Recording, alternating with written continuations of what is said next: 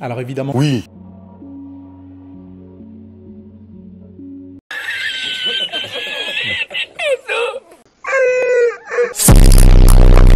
Salut les gros.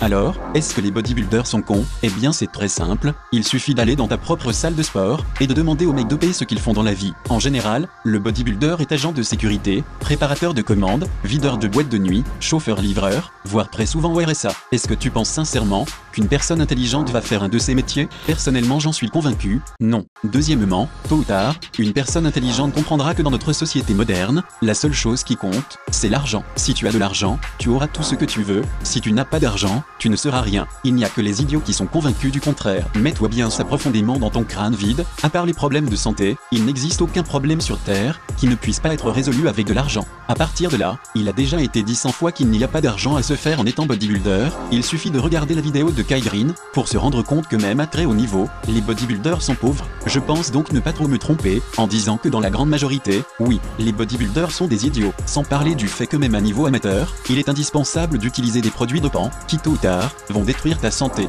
Pour parler plus généralement de musculation, est-ce que la muscu est un sport de con? Là je suis plus mitigé. En soi la musculation n'est pas un sport de con, parce qu'il faut beaucoup de rigueur, de discipline, de l'organisation, de la patience, etc. Mais là encore il faut bien se rendre à l'évidence, il suffit de faire le tour de n'importe quelle salle, pour se rendre compte que la musculation est pratiquée en majorité par les cons. La plupart des pratiquants n'ont pas de diète, ne sont pas rigoureux, et s'entraînent n'importe comment. Là encore je ne vais pas m'attarder sur la catégorie sociale du pratiquant moyen, qui est plus proche du prolétaire, que de l'ingénieur. Si demain une salle de sport décidait de mettre à la porte tous les mongols sans cerveau, incapables de tenir une diète, et d'avoir un entraînement cohérent, il ne resterait pas plus de 10 personnes. C'est le triste constat que j'ai fait après 10 ans à traîner dans le repère des gogols, que sont les salles de muscu. Si on regarde la définition du mot sport, activité physique visant à améliorer sa condition physique, je pense que c'est suffisamment clair. Mais oui, c'est clair! Et qu'il n'y a pas besoin d'épiloguer 100 ans sur cette question. Alors je sais bien que le pratiquant moyen de musculation n'est pas intelligent, mais je ne pense pas qu'il y ait besoin d'être un génie pour chercher et comprendre une définition. Donc oui, la musculation est un sport. Alors là, ça dépend. Lorsque l'on est naturel, le volume musculaire est indissociable de la force. Pour expliquer les choses clairement, lorsqu'une personne naturelle cherche à augmenter sa force, automatiquement son volume musculaire va augmenter. Donc faire de la musculation naturelle, ce n'est pas faire de la gonflette. Par contre, pour revenir sur le cas des bodybuilders idiots, avec toute la panoplie de produits chimiques, il est maintenant devenu très facile d'augmenter de façon spectaculaire son volume musculaire, sans forcément augmenter sa force, notamment avec l'utilisation de l'insuline. Alors là, il va y avoir tous les fruités au QI négatifs qui vont commenter.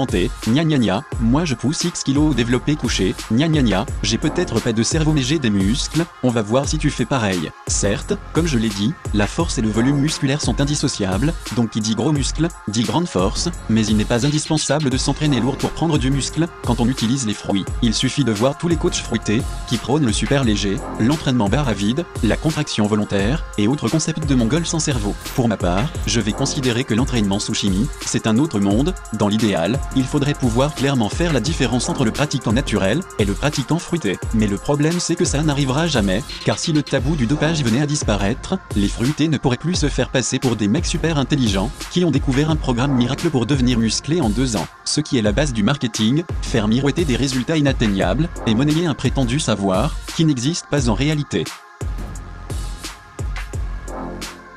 Concrètement, rien, être musclé ne va rien t'apporter dans ta vie, si ce n'est serrer de la Kikou Vanessa en CAP coiffure, qui ne gagnera jamais plus que le SMIC, et va finir grosse comme sa mère, quand elle aura passé la trentaine. Donc si c'est ton objectif de vie, go à la salle, mais perso, les Kikou Vanessa, je préfère les laisser aux bodybuilders agents de sécurité dans le civil. Être musclé ne doit pas être une fin en soi, le plus important, c'est le mode de vie. Pratiquer une activité physique, manger sainement, ne pas faire d'excès, bref un mode de vie sain, te permettra d'être en bonne santé, et en bonne condition physique le plus longtemps possible, et ça, il faut bien le garder en tête, c'est le plus important. Tout à l'heure j'ai dit que ce qui compte dans notre société c'est de gagner de l'argent, mais il est impossible d'en avoir, et surtout d'en profiter si tu es en mauvaise santé. Ne l'oublie jamais, la pratique de la musculation, et de n'importe quel autre sport, va t'apporter bien plus qu'un simple physique. Comme je l'ai dit, pour réussir à se construire une condition, cela va nécessiter énormément de rigueur, de travail, de patience, d'organisation, de discipline. Toutes ces valeurs sont primordiales en musculation, mais aussi dans la vie en général. Si tu ne veux pas rester indéfiniment tout en bas de l'échelle sociale, et avoir des enfants qui vont aller à l'école dans une ZEP et passer leurs vacances scolaires à tourner en rond sur la place en bas des HLM avec un vélo déglingué parce que t'as pas les moyens de lui en acheter un. Il va falloir mettre en application les valeurs que véhicule la pratique d'une activité physique.